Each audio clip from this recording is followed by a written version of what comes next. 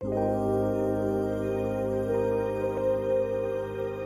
buhay parang umiikot na gulong lang. Minsan nasa itaas, pero kadalasan na nasa ibaba. Ngunit kakayanin mo pa kayang umahon kung ika'y nasa ibaba lang at hindi na kayang tumaas pa? Sa kalibutan kung diin bulag tanan sa nagakatabo, mga mata nga nagatulok lang sa imo nga sala. Damo na di ang mga nagapalayo para makapalagyo sa sistema nga nagalala. Ilisipon lang gid ang mga kasaho, pilit nga ginaantos ang mabuhi biskan pa wala. Negosyo nga ginabaligya patago ang mag-asenso sa limpyo nga pamaagi himala. Di mo mahipid ang ukot mo nga kabuhi kung masigi kalang sunod sa di planchado nga mga pamaagi. Kung ang simple nga mga hasol lang kabig mo na terribly isa kasaway na anad sa talapid nga pag-agi. Naintindihan tanan, kaugalingon lang wala pa nadiskubrihan. Talento nga gakatulog mo tol mapukawan, kung bugtawo ng huna-huna kagang handom amat-amat galawan.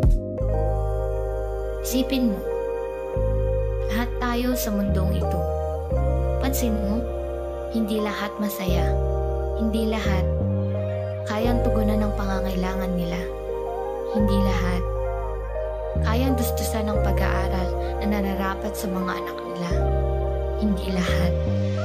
Abi ko yas ang una, hindi ko ni makaya. Abi ko lang galit, dapat maninguwa lang ta. Nga sa akong paglumpiga, hindi na ko makabangon. Nakapisar sa intsakto kung ano ako ni muon. Nga dapat manimakas, biskan hindi ko kasarang. Pero sige lang ko gyapon sa pamilya ko na lang. Nga mahatag ang gusto sa akong pamilya. Biskan pa pigado, portanti upod ta kay abi ko gani. Hindi ko makaya, biskan pa kapusta, duwa sa kwarta. Pangabuhi sang mayo gaantagang may respeto. Mga tao sa palibot makapinsar pa minuto. Isa aton kabuhi kag ina may limitado. Halungan ng kabuhi ginulam ta sa Ginoo. Hindi ka magpakulba imo nga palapitan. Problema nga ginatawag aton masolusyonan.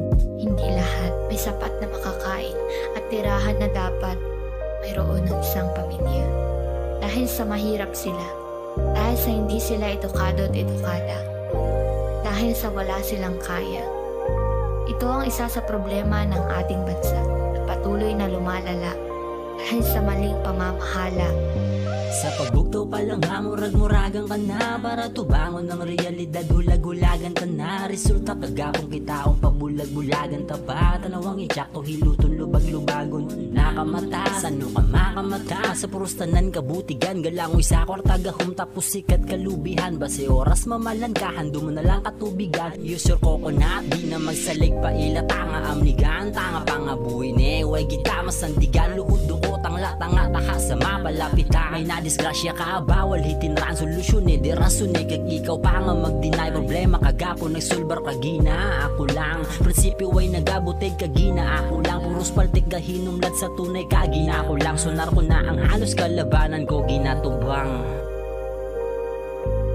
Pera. Pera na hindi sa nararapat na pupunta. Pera na pinakikinabangan ng mga lulong sa yaman. Kakaiba kung basta. At pera na ipinagdadamot sa mga mahihirap at walang kaya. Ganyan ang buhay. Ang mga sinukudan nga hindi matapos-tapos. Ligawan tanatanan panggawin nga pahapos-hapos. Kung pinsa kong talangga katapos sa kada adlaw. Mahimo ta masulbaran ng mga pagtilaw. Kabudlay nga ginaatupang tasupong basi palang dason. Makita ang kasanag nga maghahatag sa direksyon. Ang mga luwa mo subong mangin kabakod na sambuas. Ginuulang itarmi ang sabat para makaluwas. Ganyan ang buhay. Kung hindi ka makakaahon sa kahirapan, na patuloy na lumalala sa ating bansa, may iwanan ka at mamaliitin ng iba.